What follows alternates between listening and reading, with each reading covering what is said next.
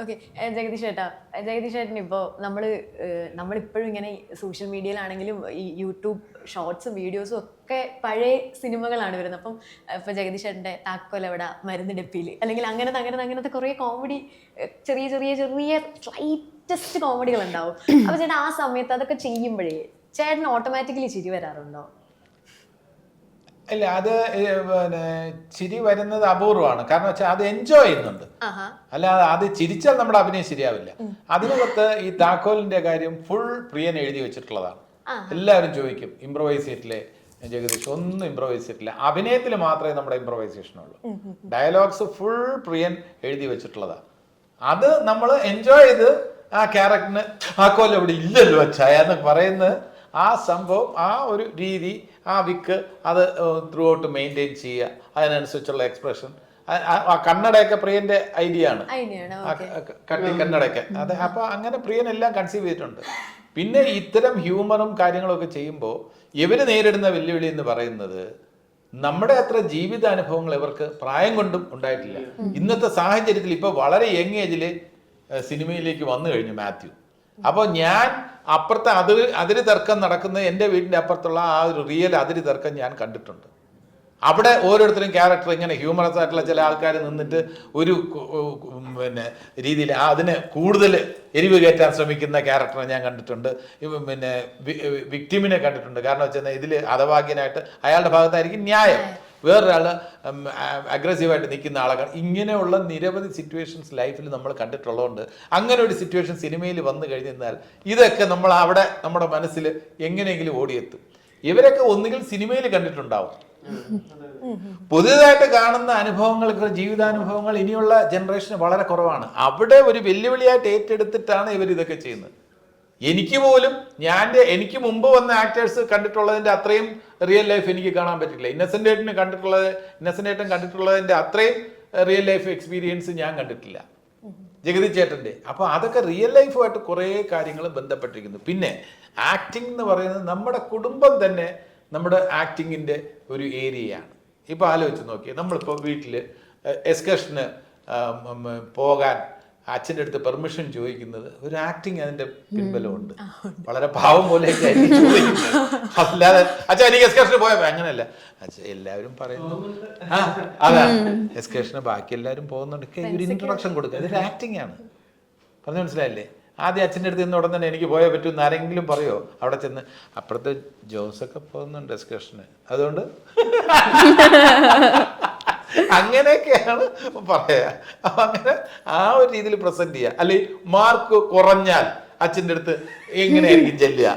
ഒരു ചെറിയ ആക്ടിങ് ഉണ്ട്. ക്വസ്റ്റ്യൻസ് ഒക്കെ വളരെ അല്ലേ?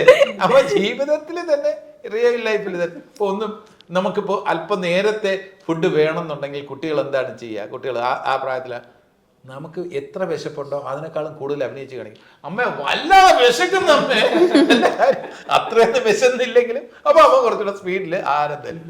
അപ്പൊ ഈ ആക്ടിങ് എന്നുള്ളത് നമ്മുടെ റിയൽ ലൈഫുമായിട്ട് വളരെ ബന്ധപ്പെട്ടിരിക്കുന്ന ഒരു കാര്യമാണ്. എൻ്റെ വീട്ടിൽ ഞാൻ ആലോചിക്കുന്ന ഒരു കാര്യം എന്ന് വെച്ച് കഴിഞ്ഞാൽ, എൻ്റെ വീട്ടിൽ ഗസ്റ്റ് വരുമ്പോൾ ചിലപ്പോൾ പെട്ടെന്ന് അൺഎക്സ്പെക്റ്റഡ് ഗസ്റ്റ് വരുമ്പോൾ, കുറച്ച് ആൾക്കാർ വരുമ്പോൾ വീട്ടിൽ പലഹാരം ഉണ്ടാക്കി കൊടുക്കാനുള്ള സമയമൊന്നും ഉണ്ടാവില്ല. അവരൊരു അരമണിക്കൂർ 20 മിനിറ്റ് അമ്മ തന്നെ അവരെ എൻ്റർടൈൻ ചെയ്യണം. അച്ഛൻ ചിലപ്പോൾ വീട്ടിലില്ല എങ്കിൽ അമ്മ പെട്ടെന്ന് അവരെ അവിടുന്ന് അടുക്കളയിൽ പോയി കഴിഞ്ഞാൽ അവർക്ക് കുട്ടികളാണ്, നമ്മുടെ അടുത്ത് എന്തോ സംസാരിക്കാം. അപ്പോൾ അമ്മ വിളിച്ചു പറഞ്ഞെന്ന് വെച്ചാൽ ഇതുവഴി പോയി ബേക്കറിയിൽ നിന്ന് കുറച്ച് സാധനങ്ങൾ വാങ്ങിച്ചു. ഇതെല്ലാ വീട്ടിലും നടക്കുന്ന കാര്യങ്ങളാണ്. നമ്മള് അവരറിയാതെ ഇതുവഴി ബാങ്കിൽ കൂടെ പോയി ബേക്കറിയിൽ നിന്ന് സാധനങ്ങൾ വാങ്ങിച്ചു ഇവിടെ വന്നിട്ട് കൂളായിട്ട് ഈ വീട്ടിലുള്ളത് പോലെ എടുത്തുകൊണ്ട് കഴിച്ചിട്ട്, അപ്പൊ അവര് എന്നിട്ട് ആ ഗസ്റ്റുകൾ തന്നെ കഴിച്ചിട്ട് ഉണ്ണിയപ്പം നന്നായിട്ടുണ്ട്. അപ്പൊ നമ്മൾ പരസ്പരം നോക്കും അപ്പുറത്തെ ബേക്കറിയിലെ ഉണ്ണിയപ്പമാണ് നമ്മൾ ഉണ്ടാകും. ഇതൊക്കെ എല്ലാ ലൈഫിലും ഉള്ള കാര്യങ്ങളാണ്. അപ്പൊ ലൈഫില് തന്നെ കുറച്ച് നല്ല കാര്യങ്ങൾക്ക് വേണ്ടിയുള്ള ആക്ടിങ് നമ്മൾ എല്ലാവരും ചെയ്യുന്നതാണ് എന്ന് കരുതി അതൊരു നിർദോഷമായിട്ടുള്ള കള്ളം പറച്ചിലാണ്. ആ ഗസ്റ്റിന് നമ്മുടേതാണെങ്കിലും ബേക്കറിയുടെ ആണെങ്കിലും എന്ത് വ്യത്യാസമൊന്നുമില്ല. നമ്മൾ അവരെ സൽക്കരിക്കുക എന്നുള്ളതാണ് ഏറ്റവും ഇമ്പോർട്ടൻറ്റ്. അപ്പോൾ അങ്ങനെയുള്ള കാര്യങ്ങളിലൊക്കെ നമ്മുടെ ഒരു ഇൻഹറൻ്റ് ആയിട്ട് നമ്മുടെ കയ്യിലുള്ള ഒരു ക്വാളിറ്റി ഉണ്ട്. ഒരു നമ്മൾ പിന്നെ കുട്ടികൾ അധ്യാപകർ എന്തെങ്കിലും മിസ്റ്റേക്ക് ചെയ്യാൻ നേരത്ത് കൈ നീട്ടടാന്ന് പറയുമ്പോൾ കുട്ടികളുടെ എക്സ്പ്രഷൻ ഉണ്ട്. ഇങ്ങനെ അടിക്കുന്നതിന് മുമ്പ് തന്നെ അവൻ കരഞ്ഞു തുടങ്ങും. ഇങ്ങനെ കൈ ഇങ്ങനെ കുട്ടിക്കാലം മുതൽ തന്നെ നമ്മൾ അഭിനയത്തിന്റെ, അപ്പൊ അതിൽ ജീവിതത്തിന്റെ അനുഭവങ്ങളോട് ആകുമ്പോൾ ഓരോ ഒബ്സർവേഷൻ. അപ്പൊ ബാക്കിയുള്ള കുട്ടികളിൽ നിന്നും മാത്യുവോ ദേവികയോ ഡിഫറെന്റ് ആവുന്നത് എന്താണ്?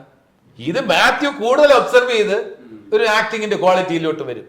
മാത്യു അത് ഓർക്കും എന്ന രീതിയിൽ അടിക്കാൻ സംഭവങ്ങളൊക്കെ. നോർമൽ വിദ്യാർത്ഥിയാണ്, അഭിനയത്തിൽ താല്പര്യമില്ലാത്തവനാണെങ്കിൽ ആ എക്സ്പീരിയൻസ് അവന്റെ ജീവിതത്തിൽ നിന്ന് അത് കണ്ടു വിട്ടു.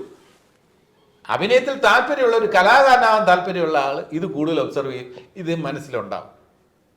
സിനിമാ നടനാണോ എന്ന് വിചാരിച്ചിട്ടൊന്നുമല്ല, ഇവന്റെ മനസ്സിൽ അഭിനയം ഉണ്ടെങ്കിൽ ആ ഓർമ്മകൾ ഇവന്റെ മനസ്സിൽ കാണും. എൻ്റെ മനസ്സിൽ അത്തരത്തിലുള്ള ഒരുപാട് ഓർമ്മകളുണ്ട്. ആ ഓർമ്മകൾ എന്നാൽ പോലും കുറവാണ്.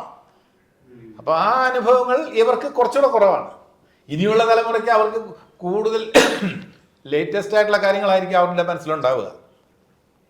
സ്പേസിന്റെ കാര്യങ്ങളൊക്കെ ആയിരിക്കും അവരുടെ മനസ്സിലുണ്ടാവുക. പാരലൽ യൂണിവേഴ്സ് അവരെ ചിന്തിക്കുന്ന എന്തൊക്കെയായിരിക്കും. സീരീസും ഇപ്പൊ ഇറങ്ങുന്നതൊക്കെ അങ്ങനത്തെ അവരുടെ ഗെയിംസോ നമ്മൾ കുട്ടിക്കാലത്ത് കളിച്ചോണ്ടിരുന്ന കളികളാണോ അവർ കളിക്കുന്നത്?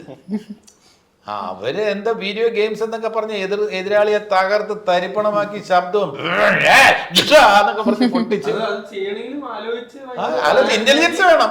അതിങ്ങനെ ഒഴിവാക്കി അവിടെ പോയി എതിരാളി എവിടെ ചെന്നിട്ട് കാറും ഒക്കെ അങ്ങനെയൊക്കെ പോയി ഞെക്കണം. കറക്റ്റ് ആയിട്ട് പ്ലാൻ ചെയ്ത് ഇങ്ങനെ കോൺസെൻട്രേറ്റ് ചെയ്ത് ചെയ്യണം എന്നുള്ളത് അത് ശരിയാണ്. കാലം ഒരുപാട് മാറ്റങ്ങൾ വരുത്തിയിട്ടുണ്ട്. എന്റർടൈൻമെന്റിൽ ഒരുപാട് മാറ്റങ്ങളുണ്ട്. കഥയിൽ ഞാനേ ചേട്ടനെ ആദ്യമായിട്ടാണ് ഇന്റർവ്യൂ ചെയ്യുന്നത്. അപ്പൊ ഇങ്ങനെ നമുക്കിങ്ങനെ ക്യൂരിയസ് ആയിട്ട് അറിയാൻ താല്പര്യമുള്ള ഒരു കാര്യം ചോദിച്ചോട്ടെ. ഇപ്പോൾ നമ്മൾ നഗരത്തിൽ സംസാര വിഷയം സിനിമയൊക്കെ കാണുന്ന സമയത്ത് ഇങ്ങനെ ആദ്യമായിട്ട് നഗരത്തിലോട്ട് വരുന്ന ഒരു ഇങ്ങനെ ഒരു മണ്ടൻ പോലെ അല്ലെങ്കിൽ അങ്ങനെ നിൽക്കുന്ന ഒരു ക്യാരക്ടറാണ്. ഇപ്പൊ ഗോഡ് ഫാദർ ആണെങ്കിലും അങ്ങനെ ഒരുപാട് ആ സമയത്തുള്ള ക്യാരക്ടേഴ്സ് എടുക്കുമ്പോൾ ആൻഡ് ബൈ പ്രൊഫഷൻ ഒരു അധ്യാപകനും കൂടെ.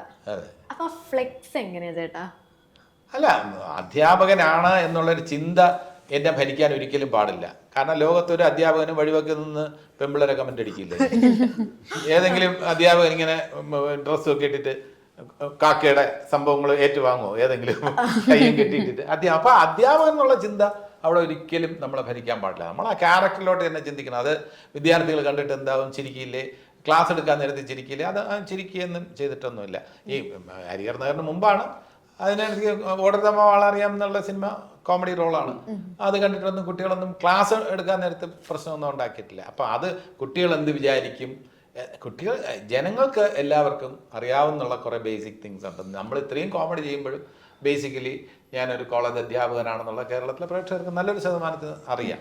അപ്പോൾ ഒരു കോമഡിയൊക്കെ ചെയ്യുമ്പോഴും അധ്യാപകനാണെന്നുള്ള അറിയാം. അപ്പം പിന്നെ അത് നമ്മൾ അധ്യാപകനായതുകൊണ്ട് അത് ചെയ്യാൻ പാടില്ല, ഇന്ന രീതിയിൽ മണ്ടരാവാൻ പാടില്ല എന്ന് പറയാൻ പറ്റില്ല. റിയൽ ലൈഫും അത് പിന്നെ എപ്പോൾ പ്രശ്നമാവെന്ന് ചോദിച്ചിരുന്നാൽ ട്രെയിനിലൊക്കെ യാത്ര ചെയ്യാൻ നേരത്ത് നമ്മൾ മര്യാദയ്ക്ക് ഇരിക്കാൻ നേരത്ത് അപ്പുറത്തിരിക്കുന്ന ചോദിച്ചു, ഇല്ലേ ഗൗരവക്കാരനാണ് ഇല്ലേ, സിനിമയിൽ ഇങ്ങനെ ഒന്നും അല്ലല്ലോ ഇതൊക്കെ ചോദിക്കും. നമ്മളെന്താ ചെയ്യണ്ടേ? ഞാൻ അവിടെയും ഇങ്ങനെ ട്രെയിനിൽ യാത്ര ചെയ്യാൻ നിർത്തി എനിക്കറിഞ്ഞൂടാ. ട്രെയിനിൽ ഇങ്ങനെ ഇരിക്കാം, അയാൾ നോക്കിയിട്ട് ഇങ്ങനെ ചിരിച്ചോണ്ടിരിക്കാൻ പറ്റുമോ? ഇല്ല. അപ്പൊ ഞാൻ പറയാം റിയൽ ലൈഫിൽ അങ്ങനെ സംഭവമാണ്.